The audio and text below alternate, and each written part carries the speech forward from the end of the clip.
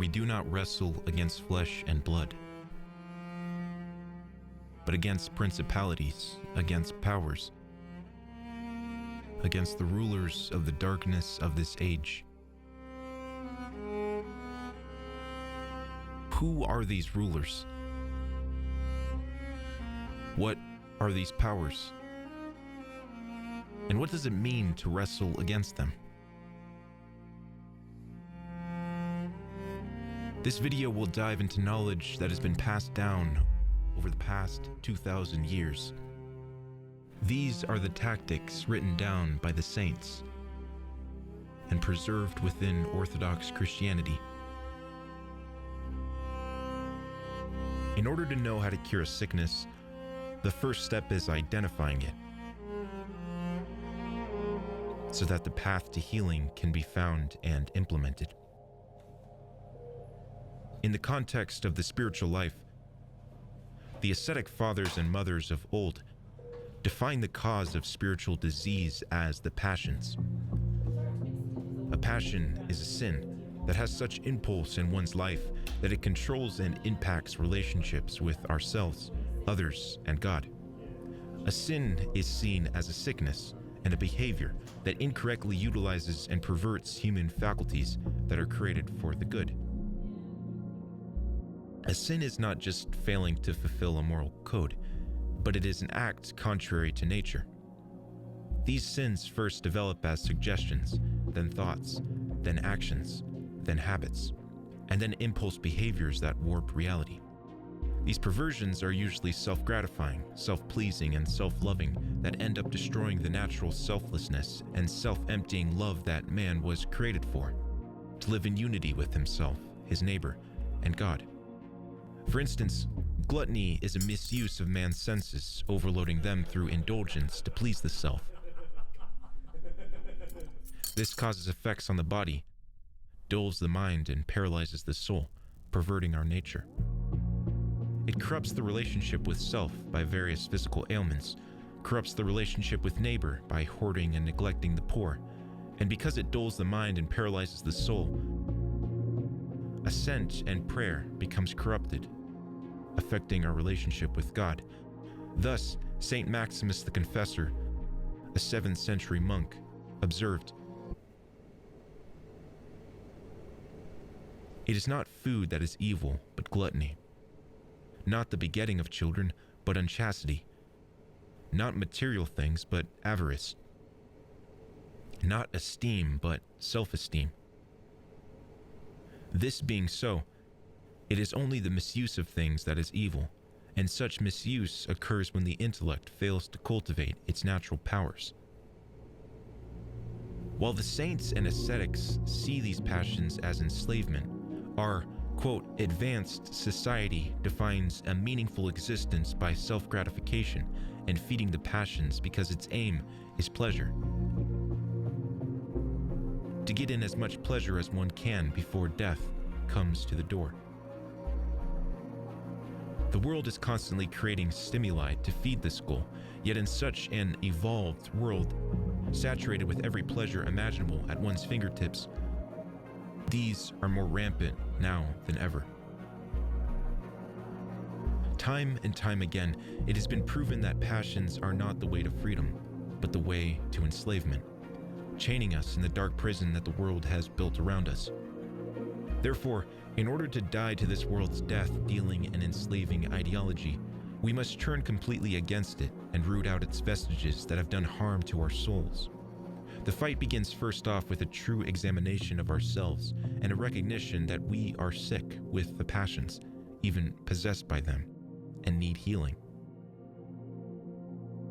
This examination requires the Lord's help, for many times the passions are hidden within the more inner depths of the heart. In this examination, we identify the chief sin in our life and begin to wage war against that one passion, so that we don't burn out trying to tackle them all at once. Daily examination is needed. We must peer into ourselves and look to see what lies beneath the surface of the heart in order to identify elusive sins. We should ask ourselves the following questions to know what passions are paramount in our life and are doing the most damage. Do you lie or deceive yourself or others to cover up the passion or sin? Do you feel irritated or restless if the passion can't be fulfilled? Are you thinking about this passion throughout the day? Do you feel uneasy and shameful when you engage in the passion? Is this thing a rooted pattern that I can't or don't want to change? Once passions are identified, spiritual maladies are identified, and it takes work to cure them. Just like with any bodily disease, spiritual diseases have remedies and regimens one employs to find healing. This regimented way of life is called asceticism, and is the act of self-denial and gaining control over the passions. The remedies are various virtues that are natural to man and begin to correct his soul in a holistic way. If we choose to wage war against the things that corrupt our lives and cause damage to the soul, it takes determination, perseverance, and watchfulness over our thoughts, the place where it all begins. Unfortunately, our society has trained us to accept every thought whizzing about, even to the point of defining ourselves by them. In no other time have unbridled thoughts been given such prestige and importance. In reality, the mind is a battlefield, and thoughts are primary artillery. Not every thought is healthy, and one may acknowledge that to a certain extent. However, it is truly impossible to conquer the things that harm the soul if one does not watch over deceitful thoughts.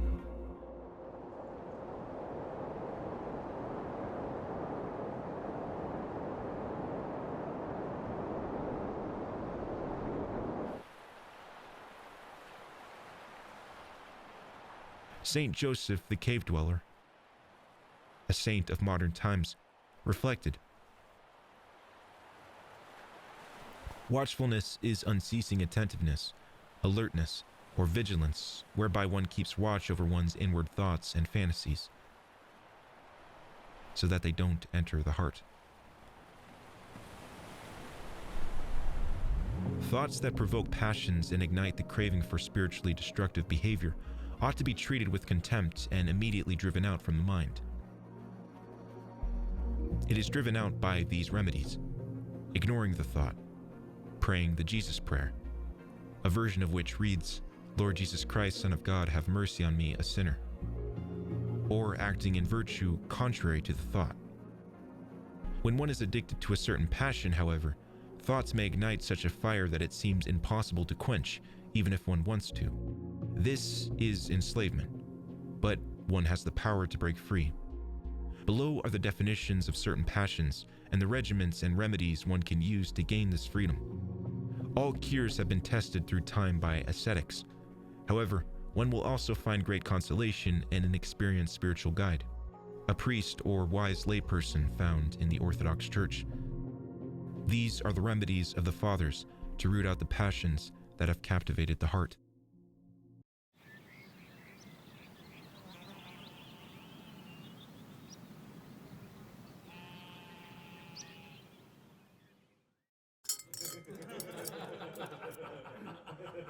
Gluttony. A material passion that is visible and acted out through overindulgence.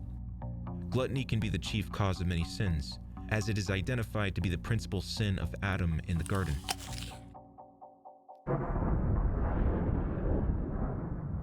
When we crave luxurious foods and delight in overindulging the body, we are gluttonous. To remedy this passion, building up self-denial and temperance is paramount. John Cassian gives a simple rule: stop eating while still hungry, and do not continue until you are satisfied. The second step to go beyond just abstinence is to eat more Spartan dishes, as St. John of the Ladder calls them. That is, foods that are not luxurious or appetizing. Lust, a child of gluttony. As satiety in food is the father of fornication, the first step is to subdue the body through keeping the proper fasts of the Church, making vigils, deprivation of sleep or sleeping roughly, and performing bodily hardships. The second step is humility and watchfulness. Watchfulness is a constant sober and vigilant attitude accompanied by a close watching of the movements of one's soul. Watchfulness is inextricably linked to unceasing prayer, specifically the Jesus prayer. When one notices an evil thought or desire tempting their soul, they must destroy it with the Jesus prayer. We are often tempted by images, especially concerning the passion of unchastity. As Saint Hesychios explains, most of us do not realize that all evil thoughts are but images of material and worldly things. Yet if we persist in watchful prayer, this will rid our minds of all such images.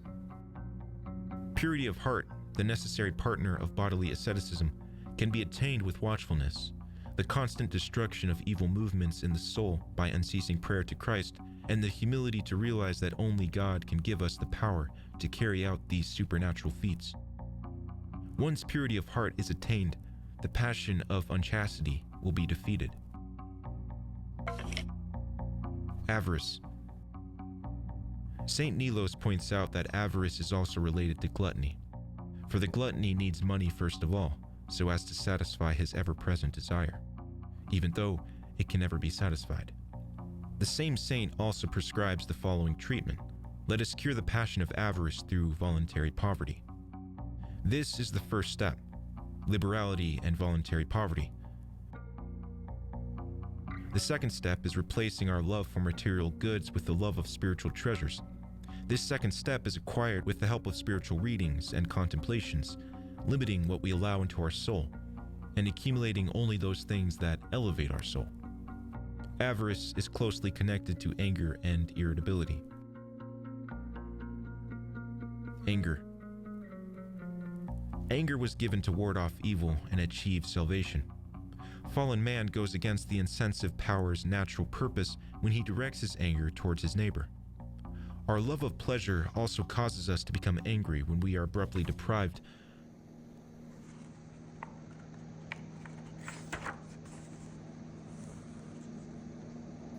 of our hedonistic habits. The first step in overcoming this passion is realizing that we must direct our hatred towards sinful behavior and not towards the sinner. The second step is to know our own sins and begin to hate them. Another indispensable aid in the defeat of this passion is obedience. Saint Isaiah writes, "He who wishes to acquire the anger that is in accordance with nature must uproot all self-will until he establishes within himself the state natural to the intellect." Along with the treatments given for the previously explained passions, anger also requires the redirection of our insensitive power and proper obedience if we are to overcome it.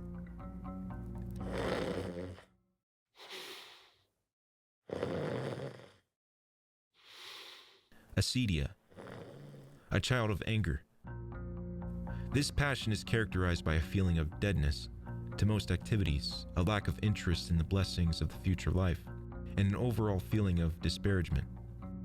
Can be caused by a lack of work, idle talking, and a dearth of time spent in spiritual reading. The first step and best remedy from the Fathers is manual labor and remembrance of death, so as to not put off repentance for tomorrow. The second step is works of diligence. Despondency, closely related to acedia, characterized by an insufficient zeal for spiritual work and a lack of perseverance. The passion of despondency is often brought upon us when we are unable to fulfill our desires for pleasure or material possessions.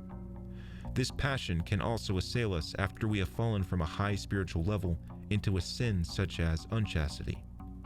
The first cure for this passion is simply prayer, as is stated by Evagrios. Prayer is the remedy for gloom and despondency. St. John Cassian also suggests fellowship as another step, that we should seek out the company of good fellow Orthodox Christians and trust in God. Another step is accepting and trusting in God's mercy with humility. St. John Climacus beautifully summarizes this truth when he writes, "It is impossible for us who have fallen into the pit of iniquities ever to be drawn out of it, unless we sink into the abyss of the humility of the repentant."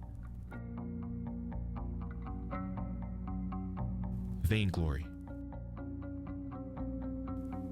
This passion is characterized by forgetting that God is the source of all that is good, and the giver of every good thing we have, and we begin to ascribe all of our accomplishments to ourselves. This terrible passion can be awakened by almost any occurrence.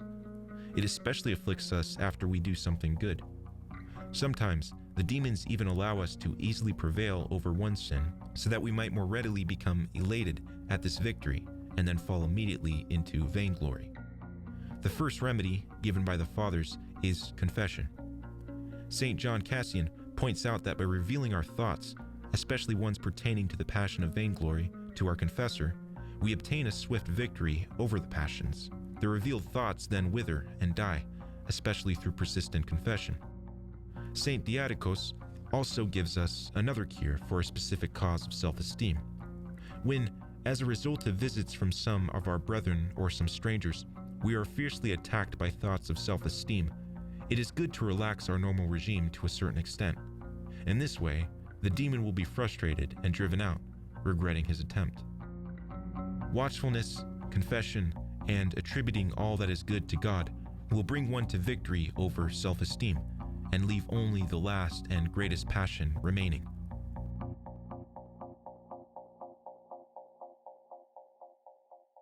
Pride.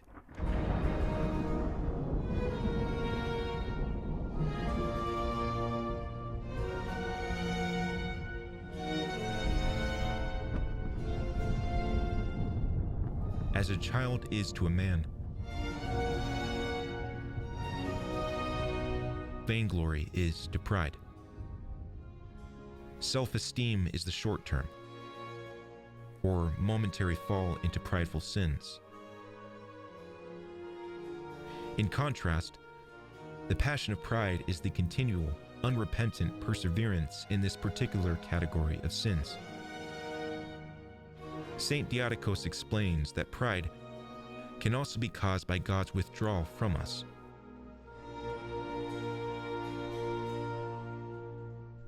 Most of the treatments described above, such as confession, obedience, and watchfulness, will be of great help in defeating pride.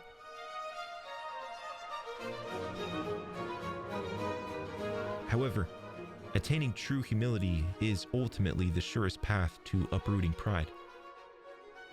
The obtainment of humility is greatly aided by the joyful acceptance of the hardships God sends us.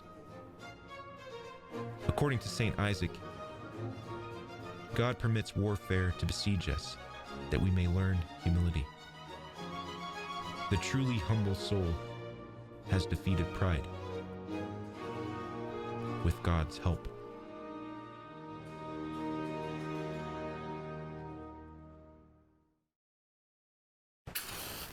I saw the snares of the evil one spread over all the earth.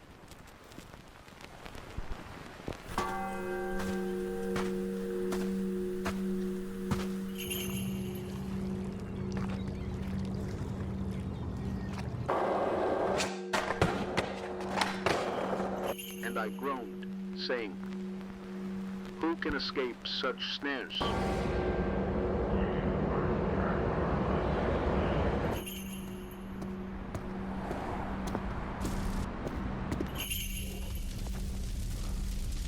And I heard a voice saying to me,